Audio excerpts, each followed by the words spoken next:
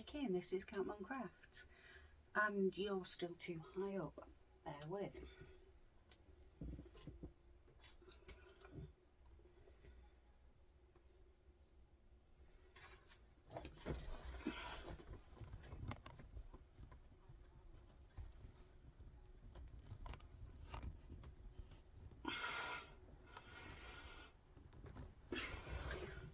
There we go. Right. Today I'm working on something a little bit different. I'm working on one of my apparently many Boggy Creek blankets. Oh, and I've just remembered something. So I showed you Friday, I'll be right back, that I was doing an hour a day on each blanket. Not on each blanket, an hour a day for the next year, and that I'd made a start on this one some time ago.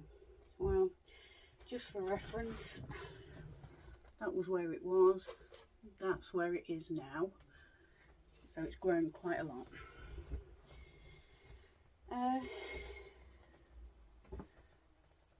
And Boggy Creek is an awesome summer camp for severely sick, chronically sick children who otherwise wouldn't get the opportunity to go to such things. And it's far away in America. It was far away for me, obviously. I've also got a collection of squares which I'll show you in a bit. But I thought before I did that I'd tell you a little bit of something about why for me this is so important. And apparently we have a guest of the small noisy buzzing variety. Anyway, when I was young, 17, 18ish, I wanted to be a paediatric nurse.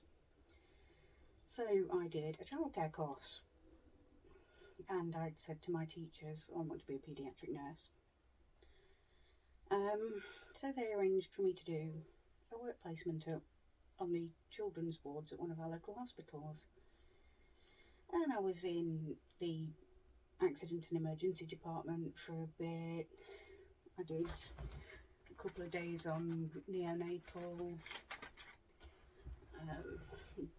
bits and bobs. I think I was there for 5 or 6 weeks in total. My last week was on the long stay ward. Now, they didn't tell me at the time what that meant, just that it was the long stay ward. I think that was my last week.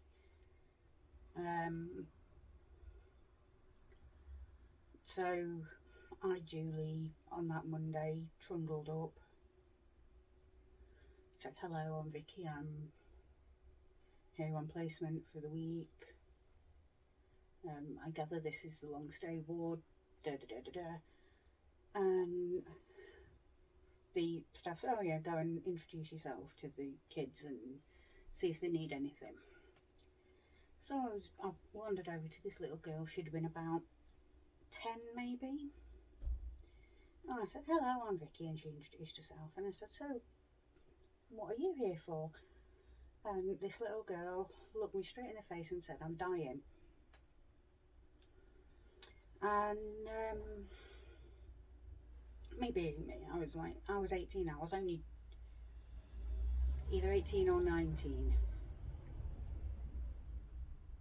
I can't remember whether it was first year or second year. I think it must have been second year. So I was 19. And I was like, no, you're not dying. I'm sure they can sort out whatever the problem is. And she said, she just looked me square in the face and she said, no, I've got cancer, I'm dying.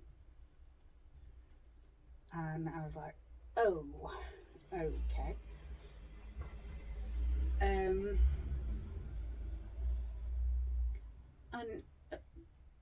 I got called to do some things, and I asked the staff, I says, why didn't you tell me? And why didn't they tell me beforehand? And the staff said, we don't tell you beforehand because you will mentally prepare all sorts of images and you won't truly get how it feels. Like, okay, fair enough. And college knew about this. And so for the rest of that week, as I say, it was my final week on placement, and I trundled around. I spent time just talking to those kids and playing computer games with them, etc. Just trying to make them comfortable. And it was certainly an eye opener. And so I went my merry way, and went back to college for my classes. About 2 weeks later, the teacher called me aside, told me that that little girl had passed away, and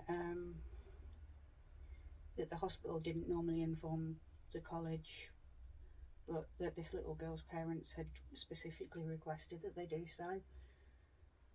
And that, it sounds sad, but that was the moment I knew that I couldn't do paediatric nursing, because my heart would say that I had to go on to that long stay ward, and I would break my heart over every one of those children. And to this day, I still do. It's a bit daft and a bit soppy, but you know,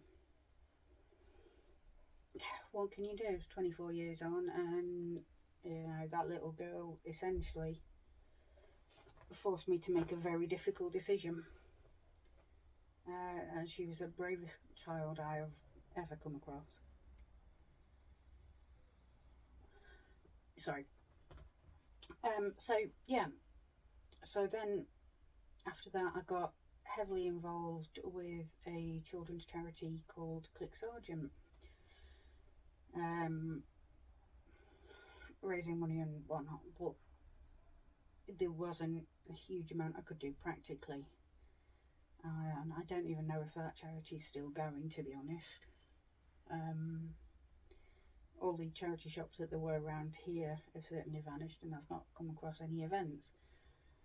So this is, and I'm now more practical than just, I would prefer to actively do something than throw money at things.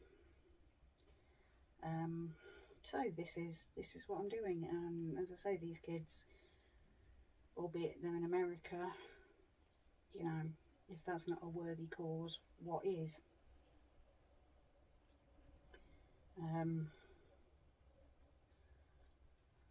And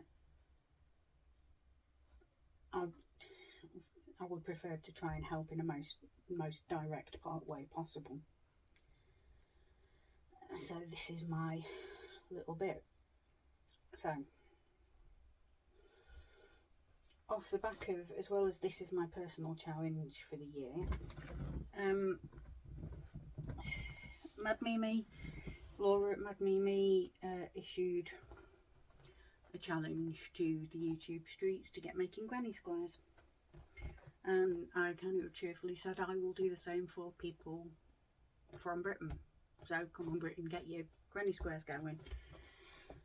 And in preparation for that, because it's the same dates and whatnot, but it takes a bit longer to get to the good old US of A, I have managed to get, so far, 1, 2, 3, 4, 5, 6, 7, 8, 9, 10, 11, 12, 13 squares done.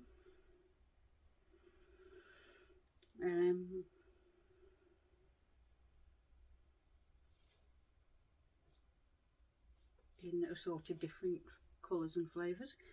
I need to re-separate them out again because I want my Sesame Street ones separate. Oh, do you know what? It doesn't matter. So for now, they're all just living in this handbag. And then I'll post them off when the time arrives.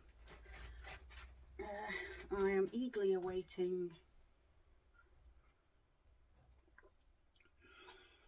Linan at Nina's Knots Crochet Friday openings. But if I put in 1 or 2 a day until the 15th of October, which is when the challenge